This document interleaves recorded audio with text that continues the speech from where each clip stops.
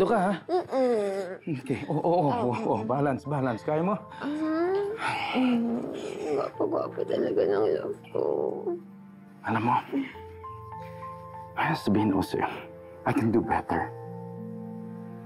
And because of you, I'm stronger.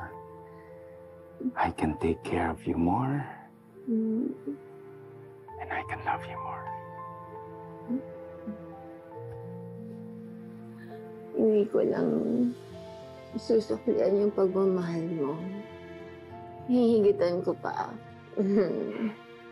Gagawin kong lahat para hindi mo pagsisihan na pinili mo ako.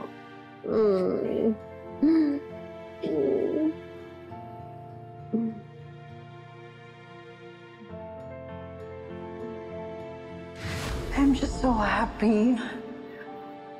Finally, everything turned out for the best in the end. Siguro.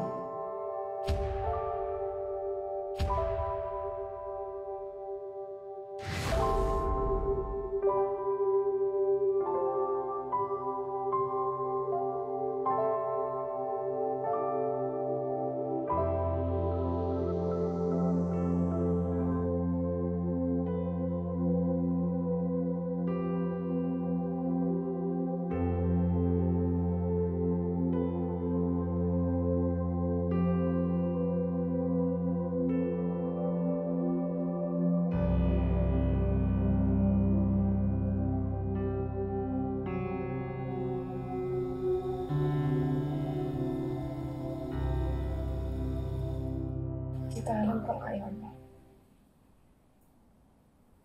Pero natuloy na nakasanay. Daddy at ni Betsy. Ayoko. I think Dad would appreciate if we do our best para tanggapin si Betsy, tita. Mahal, hindi mo mapipilit si Tita Connie kung ayaw niya talaga. Naiintindihan ko po kayo. Kailangan din po natin intindihin si Daddy.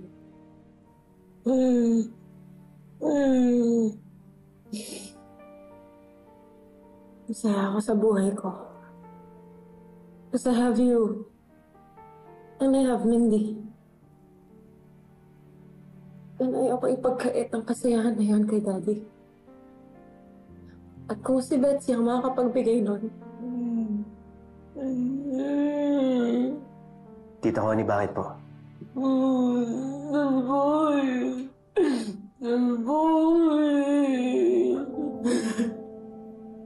Ko, tita. Bata pa lang kami, ayaw mo na kay Betsy, ano?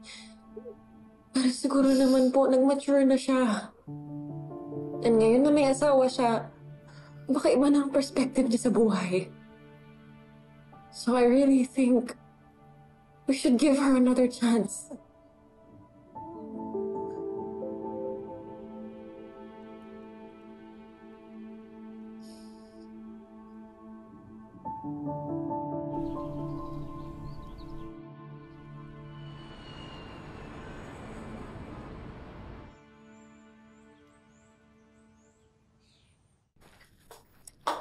Here, Dad.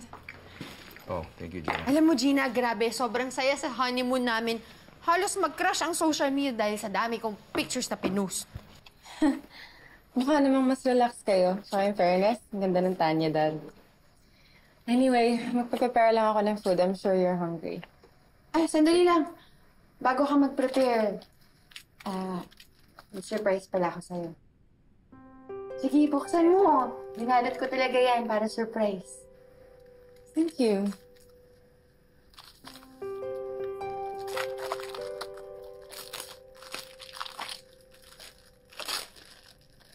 Wow, Betsy, ang ganda naman nito. Alam ko kasi favorite color mo yan, kaya ikaw agad yung naisip ko nung nakita ko yan. Thank you. Welcome. Sige po. Mag-prepare lang po ako ng food. Betsy? Anak? Nay. Excuse me, ano? Meron akong nakakausapin na kliyente. Sige lang. Namiss kita, Nay! Maganda-ganda naman ako. Pareho sa pinagbanahan. Oo naman. Kumusta ang honeymoon mo? Asan ang pasalubong ko? Siyempre may pasalubong ako. Sa'yo ako. Teka lang. Nakabuo na ba kayo? Ano? Ng bata. Aba, ewan! Kailangan magpabuntis ka na, ha? Nay, ako buntis? Ano ba? Masisira yung figure ko. Tsaka mag-alaga ng bata. Ayoko. Kaka, maring wala kang manahin dahil sa prenup na pinirmahan mo. Pero pag meron mo yung anak, mamamanahan sigurado yung bata. Si Gina. Natural hati. Eh kaya nga bilisan mo, magpabuntis ka na.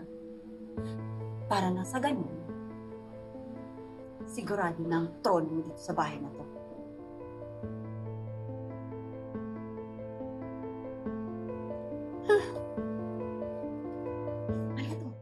Nakain mo na? Sorry ka, ha? Ano naman to si Gina? Ginagamit pa yung bagets para magka-points kay Robert.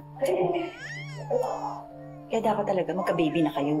Para mawala na yung amor niya sa pamilyang yan. Ayoko muna isipin yung pagbe-baby na yan.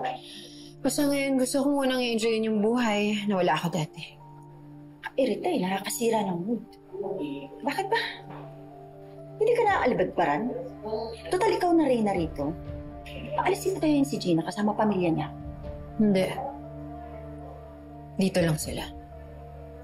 Bakit hindi? Eh, asawa ka na. Panalo ka na. Hindi mo na sila kailangan pagtsagaan, yung mga pagmumukhang yan. Hindi ko pa napanalo ang laban na eh. Unang hakbang pa lang yung kasal namin ni Robert. Ang susunod niyan, ipaparamdam ko kay Gina na akong reyna dito. At pagkatapos, gagatasan natin tong pamilyang to. Kukunin natin ng lahat ng meron sila. Tapos yayaman na tayo? Papahirapan ko sila. Ipapakita ko sa kanila na akong may hawak ng buhay nila.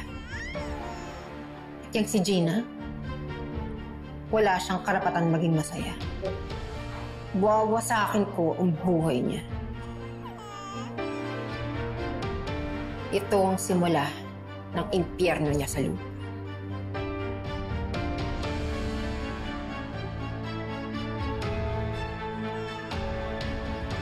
Robert! Robert? Mindy! Hello! Ay, sumima ako. It's okay, Robert's here. Alam niya. Here ka, no? Mandy! Andito na ang maganda mong lola. Ang lola niya, oh. Oo, kamukha ko kaya pala maganda. Kamukha. Ang ganda-ganda mo, Mandy! Okay. Alright.